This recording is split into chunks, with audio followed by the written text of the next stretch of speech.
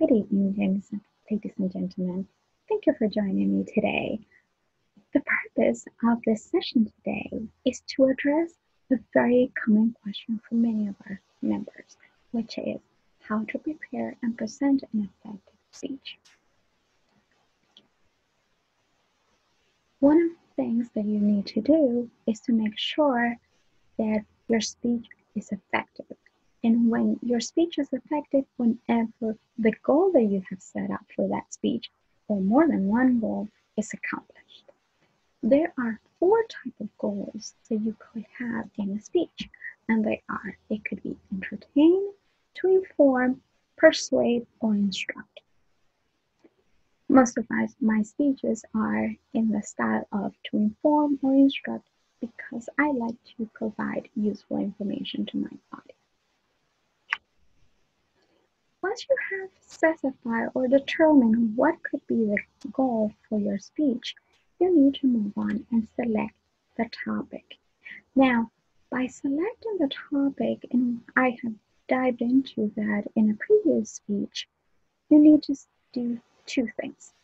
You select it either for something that you know a lot of, or you select something that you are interested in learning more about, and you will just share your findings.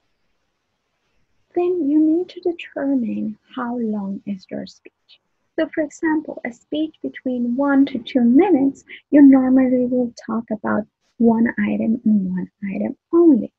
But in a speech of 5 to 7 minutes, you normally will be adding or going into detail for up to 3 points regarding the general topic that you have selected. So let's just say that my speech is about a minute long.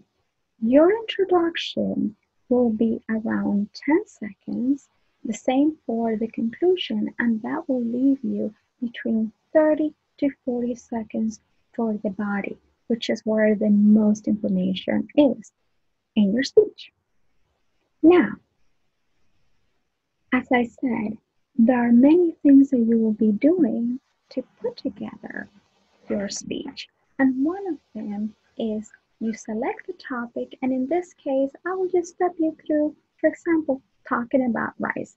White rice, well, I happen to be a gardener, and I absolutely love to cook as well. So I thought, well, let's just talk about the different amount of rice and what you could potentially do. And the call to action will be see if I can inspire people to look into different ways or trying different tastes in speeches, on rice. Now, what do we have for the speech? So we have the topic, and we know we need to write a good introduction that will capture the audience, develop the thoughts clearly through the body, and then have a conclusion that is going to be a call to action, a clear call to action for your audience. So you will start writing your speech, and yes, I do write my speeches, and they are all color-coded depending on what I'm talking about. And the reason why I write my speeches, I never used to do that before I joined Toastmasters, but it's because Toastmasters have taught me that, for example, in a speech of 1 minute, you will have about 120 words per minute. So for a speech between 5 to 7 minutes, I normally target about 720 words. And if I write my speech, I will be able to know how many words I have in such length of time.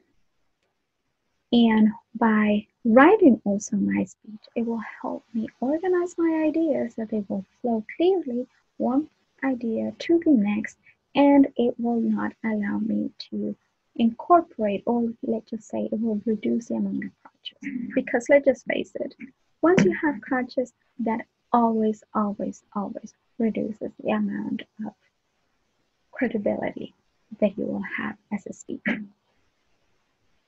So let's just say that I am going to be talking about rice. And the rice, I will just be looking at different things, and including if I were to be presenting this to a live audience, I most likely will have a lot of props, which will be bags with different types of rices that I can move around the room. Now, if I am presenting to a large audience or over the internet, in this case, I most likely will have big props or something with images that I can show to you and you can relate. Let's just see how I will put together the speech for the rice. And this is what I end up with. Rice for different tastes. How many of you know? How many of you know that there are over 40,000 varieties of rice around the world? Shocking, right? Well, there is in fact over 90,000 species of cultivated and wild rice in the International Rice Bank. And the reason is because they want to preserve the uniqueness of the species. And the reason is because that is what makes the different flavors. Now, rice has been mainly used in Asia, but it has gone across all around the world. And different cultures have adopted it, and it has provided different tastes for different amount of methods that they will be cooked. Now, whenever we are, for example, you want to cook a risotto, you will use an arboreal rice. While if you are looking to cook for diabetics or people that are interested in reducing the amount of carbs in their diet, they probably will be looking at brown rice as well. So next time, if you're looking to try for something different and something tasty, give it a try and see if you find as rice as an alternative. Thank you.